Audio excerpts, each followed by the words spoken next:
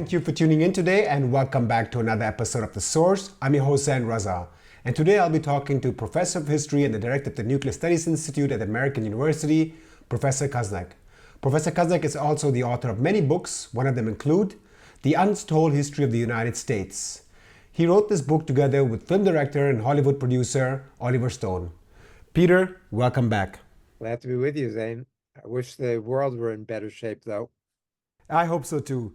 So let me start the discussion with a remark that former US President Donald Trump recently made at a campaign rally in South Carolina, which caused quite a stir in Germany and much of Europe. In this remark, Trump stated that should he return to the White House, he would not defend NATO members if they fail to meet their defense goals, and that he would even encourage Russia to attack them. NATO members are currently meeting Brussels, and according to Secretary General Jens Stoltenberg, 18 out of 31 NATO members will meet the 2% military target this year, a record number as well as a six-fold increase from 2014. He also emphasized that European members cannot defend NATO alone as 80% of the budget comes from North America. This comes at a time when NATO is conducting its largest military exercise in Europe since the Cold War, known as Steadfast Defender 2024, that will last until May 31st with the goal of deterring Russia from a possible attack. Around 90,000 soldiers from 31 NATO countries are taking part in this exercise, which includes naval air-ground maneuvers across large parts of Europe. In Germany, a further debate has flared up in much of the press about whether Germany or Europe as a whole should develop its own nuclear bomb. According to the German press agency, the German government will spend a record 73 billion euros this year on its military defense. All of this is happening in the context of the German economy being in recession and implementing tough austerity measures that are leading to large-scale discontent and protests in the transport and agriculture sectors. Germany also revised its economic growth for 2024 downwards from 1.3% to 0.3%, while the Russian economy, on the other hand, recorded growth of 3.6% in 2023 and is also expected to continue growing in 2024. How do you assess these developments, in particular Trump's statements, the militarization of Europe, and the erosion of the social safety net here? Well, Zain, I think you're safe for the time being. Scholz and Baerbock are saying that Germany is going to reach the 2% threshold. And so that means that Trump is not going to encourage Putin to invade Germany and punish you. We're in a crazy situation in the United States. We have a choice at this point between Trump, who's an outright fascist. He's nicknamed Dementia Don because he doesn't remember things, and is so hawkish that even Putin just said that he prefers Biden over Trump because Trump is so reckless and unpredictable. And we choose between Trump on the one hand, who makes these outlandish statements about NATO and Russia attacking NATO countries, and Biden, who is a super hawk, who thinks that there's a military solution to every conflict and who wants to spend unlimited amounts on to build up the militaries in Europe, well, in Ukraine certainly, and in Taiwan, and in Israel. So, the United States is caught between a rock and a hard place, or between a fascistic, out of his mind, hawkish presence who wants to withdraw the United States in some ways, and somebody who wants to further engage in a new Cold War. The United States is really in dismal shape in that regard. What Trump said, one could make an intelligent critique of NATO, and I do that all the time. And I see NATO as more of a destructive force in the world than a constructive force in the world. But to call on Putin to attack NATO members because they're not reaching the 2% threshold is madness. I mean, it's simply so irresponsible, so reckless, so thoughtless that nobody would say that. What we need is a new global architecture that will ensure everybody's safety and security, and that will obviate the need for NATO and this kind of polarization that's occurring. So, but that's not what Trump is talking about. And the Trump people, the United States should be engaged in the world. The United States should be a force for peace and prosperity and progress and global development. But that's not what the Trump people are calling for. The Trump supporters are calling for a new kind of isolationism, drawing the borders tighter and tighter, militarizing the borders in the United States, cutting back on the safety net and social programs, and cutting taxes for the wealthy. They've got a whole different vision than what I would see.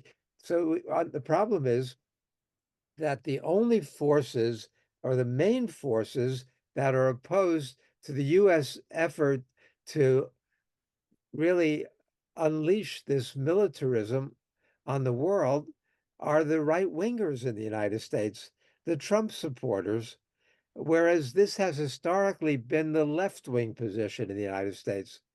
But what we've seen is this bizarre reversal where you've got Republicans, some of whom are still traditional hawks and want the United States to be the dominant force in the world. But the growing majority of Republicans are now Trumpists who will applaud anything that that madman says. And really, the response to Trump's call for Putin attacking the Europeans who don't pay their fair share has been applauded. And the Lindsey Grahams of the world, and the others who are usually these hawks, have fallen into line in large part. And then the Democrats, who have been the party of peace and reason and diplomacy, are the ones now who are pushing for all this big defense military spending. When we think of the ramifications of that for the Europeans, for Ukraine, for the Taiwanese, for the Gazans, this is a bizarre kind of reversal. And it's hard for me as an American to get my head around how much the political landscape has changed in the United States and how little those of us who have progressive ideas and are looking for peaceful solutions to the problems, how little place we have in any of these debates right now, sadly. As the world gets more and more dangerous, by the day, really, even by the hour. You mentioned a no new global architecture. In the interview that American conservative political commentator Tucker Carlson recently conducted with Russian President Vladimir Putin, Putin talked about that he went to Bill Clinton and offered to join NATO as he became also wanted to integrate with the capitalist system. Putin also mentioned the long history of NATO expansion, despite the promises that were made to the contrary. In addition, he talked about the 2014 coup d'etat that took place in Ukraine, and that began what we now know as the Ukraine war. How did you look at this interview, and did you think that he provided an accurate assessment of the situation? Well, he started off with a half-hour history lesson. All of his complaints about Ukraine being a sovereign country, I mean, give it up already. Where Ukraine, they might have historical ties to Russia, but this obsession that Putin has with Ukraine being an illegitimate country is going nowhere. And it's not a justifiable basis for an invasion. There's a lot of things that Putin said. He's got a lot of what I consider legitimate national security concerns and complaints about the way Russia is treated from 1990 on. I mean, I share a lot of those concerns, but to use that to justify an invasion of another country is not acceptable. As Putin himself acknowledged, the France, Germany, and others were opposed to Ukraine joining NATO. So even though you might have had George W. Bush and other hawks talking about the importance of Ukraine joining NATO, that was not going to happen. And a lot of the Russian narrative justifying the invasion is also specious. That said, The United States, while the invasion was, I say, unjustified, I say it was not unprovoked. And it was provoked by exactly what you're talking about, NATO expansion. They did give Putin those verbal assurances in 1990, and not Putin, uh, Gorbachev, but Gorbachev never got it in writing. And before 1990 was even up, NATO was planning for expansion. It doesn't actually occur till 1998 when you've got Czechoslovakia, Hungary, and Poland joining NATO. But the seeds were sown much earlier in complete disregard for Russia's interest. But they figured Russia was so weak at that point, they could kick it in the teeth and Russia would not be able to respond. But even Yeltsin was opposed. American foreign policy experts, the George Kennans and others, warned that this was going to lead to war potentially if the United States continues this NATO expansion. Well, the United States did, and the Europeans went along. And in 2003, we expanded much further, and we've had expansion after expansion after expansion. That's outrageous, and that's wrong, and that was the broader context. The specifics and the timing were not valid. And so I think that Putin's response was a mix of important historical concerns and legitimate national security concerns and his own delusional thinking, justifying an invasion that has not only hurt Russia, but we look at, we don't know the exact numbers of the casualties, but the estimates are 50,000, 60,000 Russians dead, and another 250,000 Russians injured. And most of those injured are amputees, or maybe close to half of them at least. So it's terrible, the toll that that's taken on Russia. And the militarization of the economy, while, yeah, the GDP looks positive compared to many of the European countries, including Germany, in terms of real growth that people need, this is military spending does not translate into raising people's standards of living and improving the safety net, the kinds of things that people really need. Now we see the consequences, though, because the Western plan to destroy the Russian economy, kicking them out of the SWIFT banking system, putting all these sanctions in, has backfired. Right. And well, who's it hurting? Germany, cutting off from Russian energy supplies. But now they not only announced Germany being in a recession, but also the United Kingdom is in a recession. Japan is in a recession. I mean, so this policy is that was intended to destroy the Russian economy has even had more devastating effect on many of the United States' closest allies. So, and then in terms of the other effect, to undermine the Russian war machine, it's not working. It's Ukraine that's not getting the armaments that it needs and the weapon systems to replace what it's losing, while Russia has geared up its military production and is actually in strong shape. So the United States, Biden is calling for this $95 billion, more than $60 billion to Ukraine, another 14 billion to Israel, 5 billion to Taiwan, more to spread in other parts of Asia. Uh, but in that same speech where he decried Republicans stalling on this, he said that the Republicans have got to step up to the plate and do what's responsible. He said, and look at it further. All of that money gets spent in the United States. And he said it gets spent in Arizona. It gets spent in New Hampshire. What is he saying? He's saying that this is a boondoggle for the U.S. merchants of death, the war manufacturers, the military manufacturers. That's who really benefits from these wars. Every person who's killed, every weapon that's fired, every bomb that's dropped makes one of these sons of bitches richer. And they're profiting off this. And that's a big part of the motivation. And it's not really discussed. And when Biden says that, it doesn't have the effect that it should. It doesn't get highlighted. That doesn't get talked about. Uh, Back in the 30s in the United States, there were congressional hearings to cut off all profiteering in the event of war, to tax 99% of the profits that go to the war industries. And they were called merchants of death. And people talked about World War I and how these bastards made a killing out of the killing in World War I. We don't hear that now, but that's really a big part of the subtext of what's going on. It's not the only thing. We still have hegemony. We still have the Western desire to destroy and weaken Russia. We still have Russia's own imperialistic tendencies. So a lot going on, but that's not the discourse that we hear, certainly not in the United States now. And so you're talking about the Tucker Carlson interview. It was a mixed bag. It immediately got rejected by the center and the left in the United States as an outlet for Russian propaganda. And what did Tucker Carlson get called? Hillary Clinton calls him a useful idiot. Well, Hillary Clinton is a useless warmonger. I'd rather be a useful idiot than a useless warmonger.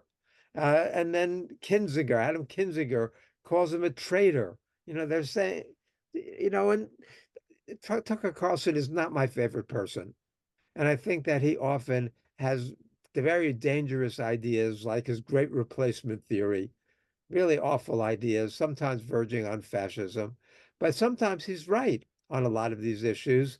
And he was trying to do something that needs to be done because, whenever Putin is heard, it's through a filter and a prism that demonize him. And that people who think that some of what he says makes sense are not given a voice in American media. And so you turn on CNN, MSNBC, one admiral, one general, one foreign policy hawk, one establishment person after another. But anybody who's a critic does not get a voice anywhere on American mainstream media. So what do I think of him? I don't like Carlson, and I wish that Putin had been smart enough and brave enough to do that interview with a Christiane Amanpour. Oliver and I went on her show. She's not so tough, and you push back against her, you can make your points. And if he did it with her, then it would be heard throughout the United States and would be taken so much more seriously. So even his call for negotiations, which is the right thing, and which we're all, those of us who are progressive minded say we need a ceasefire, we need to sit down and negotiate because the situation is a disaster for not only the Russians, but the Ukrainians and for the entire world population. Uh, and this militarization that you're talking about in Europe is not in the interest of the Europeans, but we see this coming out everywhere. So the Estonian intelligence services issue a report a couple of days ago warning that Russia's got its eyes not only on Ukraine, but after Ukraine, on Estonia, Latvia, Lithuania, Finland, Poland. But this is the warmongering that's going on. And that's the line in the United States that, if we let Putin have a victory in Ukraine, he's never going to stop. He's got this ambition to recreate the Russian Empire and to take over much of the world. So better to stop him there than to fight him here on America's shores. Of course, it's idiocy, and they've got no evidence. And there's no reason to think that if Russia can barely defeat Ukraine, and they're fighting, we're almost 2 years into this now. Next week is going to be 2 years. And we've got pretty much a stalemate on the battlefield. And the Ukrainian army that's not able to resupply, that doesn't have enough manpower. You look at this. Russian manpower is 3.5 times as great as Ukraine's. Russian armaments are far more than Ukraine's. The Russian economy is 10 times the size of Ukraine's. And Russia is still struggling on the battlefield to make any serious gains. On the other hand, Ukraine's much vaunted counteroffensive went nowhere, and Russia is making slow incremental gains at this point. And so you and I have been talking about this for 2 years now, where we're likely to be a year from now is another 500,000 kids and older people being killed and wounded, and no decisive victory. The fantasy, again, in the US is that if Ukraine can hold on in 2024, in 2025, they can defeat the Russians. Bullshit. That's idiocy. It's nonsense. These people are bloodthirsty and they are willing to let the Ukrainians bleed and die in unimaginable numbers in order to to continue their plan to weaken Russia, to isolate Russia, and to build up the Western military spending. And that's a big part of what's going on now in Ukraine. So I'm not in Ukraine, in Europe. So the response to Trump's idiocy is to use that as an excuse to continue increasing Europe's military spending. And we see this not only in Europe, we see this in Japan, doubling its military spending. Britain talking about increasing its nuclear arsenal by 40%. This whole discussion of the need for Europe to have its own nuclear weapons now, because the US can't be trusted, is to take the madness and go further with it. Do we really need Europe to expand nuclear weapons? It's happening. I mean, we know that. The recent report in October of this past year, the bipartisan Congressional Strategic Posture Commission issued a report saying that the United States has got to be in a position to defeat both China and Russia simultaneously in a two-front war. And how can we do it? By getting rid of all the limits on our nuclear arsenal and by outspending the Russians on nuclear weapons, increasing America's nuclear weapons. For decades, we've gone the other direction, decreasing the size of the nuclear arsenals.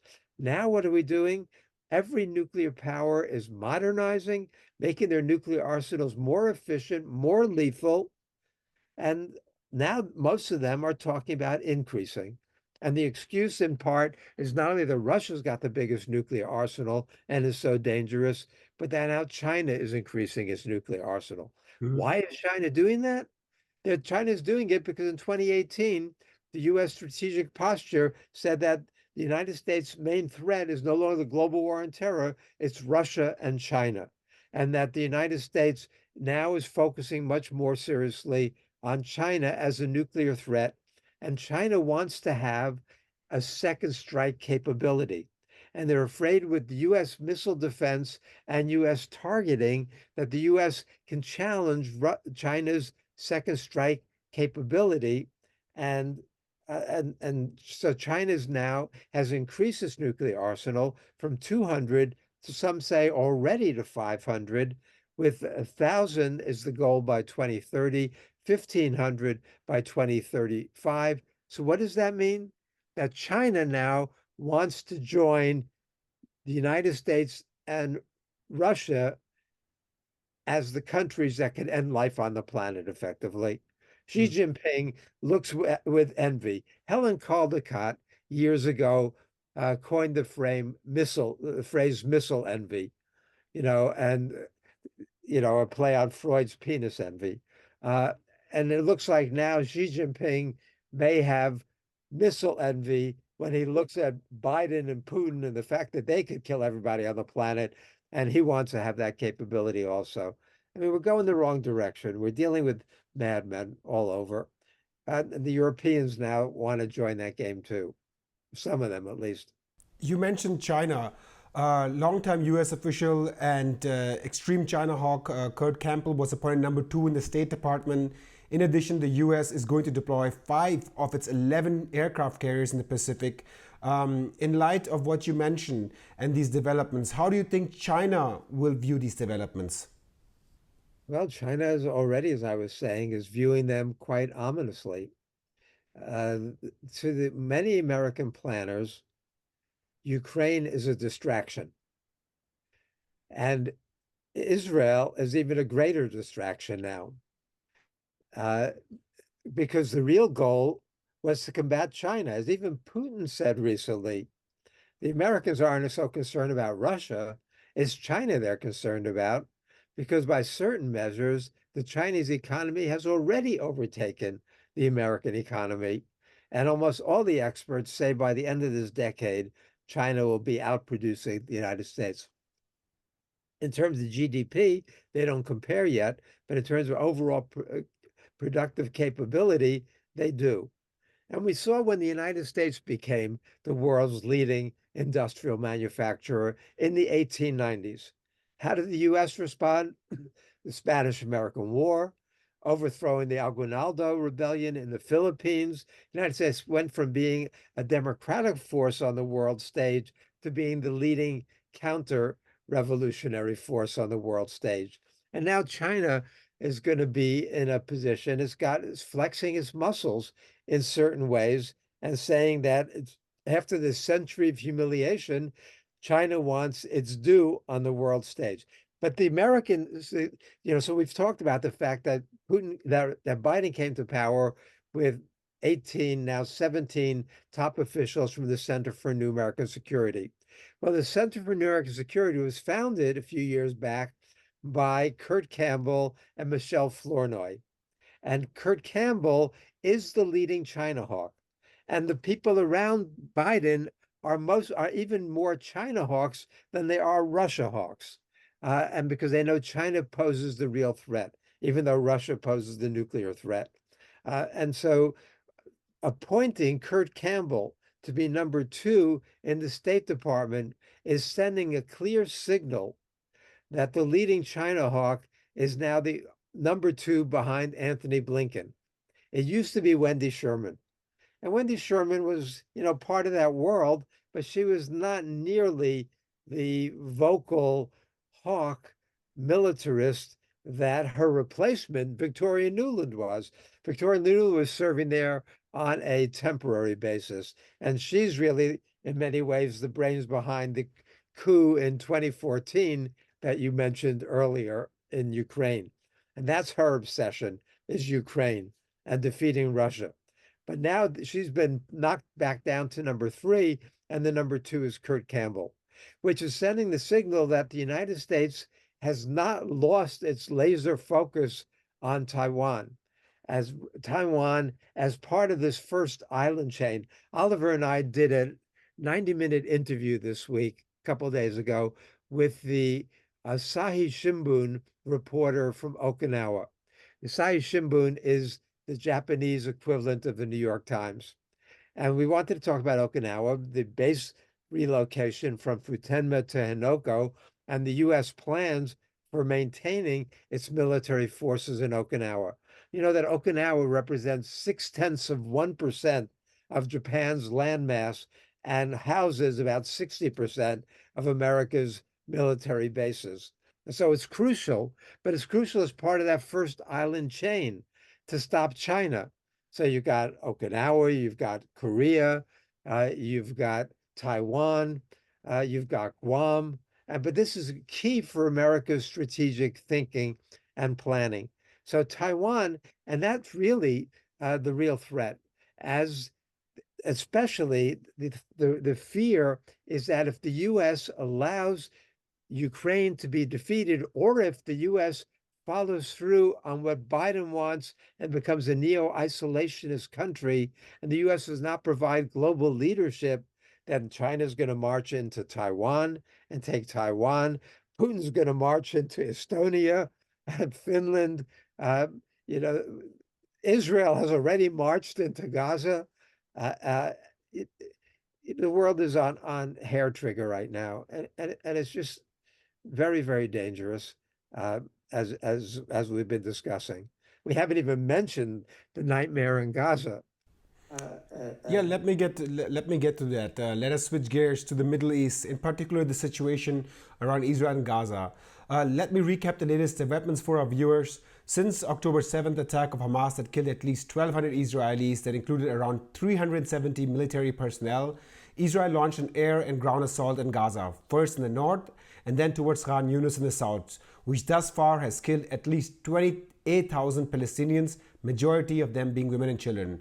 It is now being anticipated that Israel is going to expand its assault towards Rafah, where 1.4 million Palestinians are stuck who fled from the north and have nowhere to go.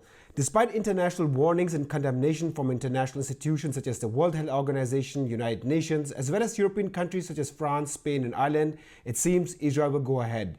During the German foreign minister visit, Annalena Baerbock, she stated, let me quote her here, The safety of the people in Israel from the terror of Hamas is just as important as the survival of the Palestinians. Both belong together.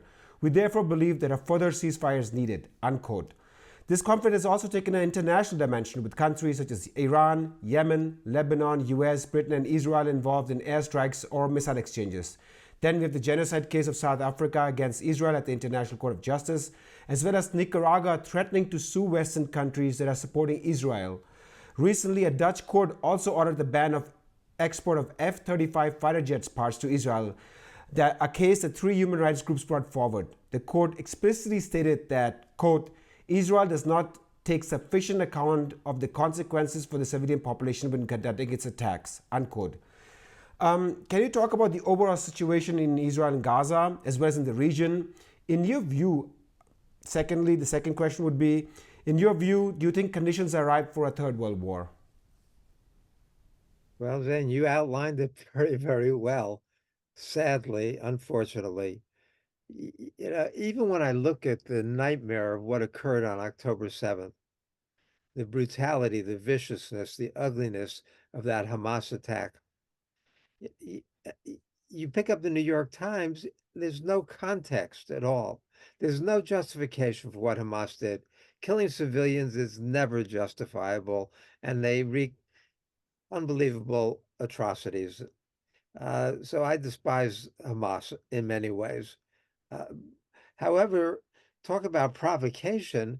We've got decades of the humiliation of the Palestinian population. And the reason why Hamas was able to do that is because Netanyahu was, number one, dividing Israeli society so that he could have this judicial reform so that his extreme right wingers, Israeli fascists in many cases, could maintain their power there, and that he could support Hamas enough so that there would never be a two-state solution. I mean, this was a nightmare that was brought upon the Israelis by Netanyahu's own dismissing the threat from Hamas. We knew that the Israelis had the game plan, the war plans for what Hamas actually carried out on October 7th. They had those plans a year before. They also saw the Gazans, the Hamas, training to carry it out, and they ignored it. Not only they ignored it, but Netanyahu pulled Israeli troops away from that border and moved them to the West Bank to support the atrocities that Israeli settlers were perpetrating against the population in the West Bank. This was a nightmare of Israel's own creation. Israel elected Netanyahu, kept him in power, and then he was responsible in part for what happened. That doesn't exonerate Hamas in any way. But the Israeli response is so egregious, so unconscionable, so horrific. You turn on even the television in the United States now. I mean, there's some other things. Trump's idiocy has knocked some of this off the TV screens, but the atrocities in Gaza really knocked Taiwan and Ukraine off the front page in the United States. And people are seeing the horrors of the people in Gaza uncovering in the rubble their children and their parents and their siblings and their friends. The heartbreak of it.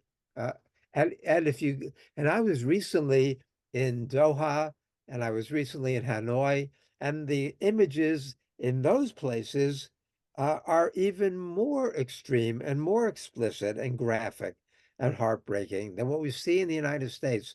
As a result, the American population has regurgitated over the U.S. support for Israel, Biden's blanket support. And you think of it from Biden's perspective, he's been in the tank for Israel for decades, not only getting lots of money from the Israel lobby, but defending Israel's interests. And he's such an old fool at this point. He says that Trump is represents a threat to American democracy. He's going to overthrow the Constitution. Well, Biden, by supporting Israel so blindly, rather than cutting off military aid, as he should be doing, is giving it an opening to Trump to get reelected. Because young Americans, like my students, hate what the US is doing in defending Israel. People of color in the United States hate what the US is doing. And maybe they're not going to come out and vote for Trump, but a lot of them are not going to vote for Biden. They're saying a plague on both your houses. And we hate Trump's fascism and xenophobia, but we also hate Biden's militarism.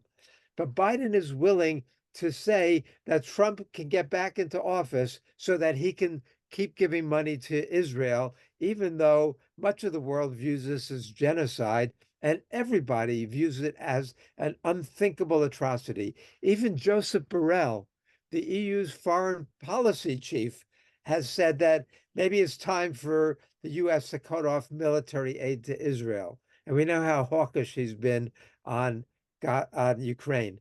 And so when Biden now has lost all credibility and moral authority when it comes to even supporting Ukraine and saying, condemning Russia's attack on infrastructure and killing of civilians in Ukraine, when Israel is doing it on a far worse scale in Gaza.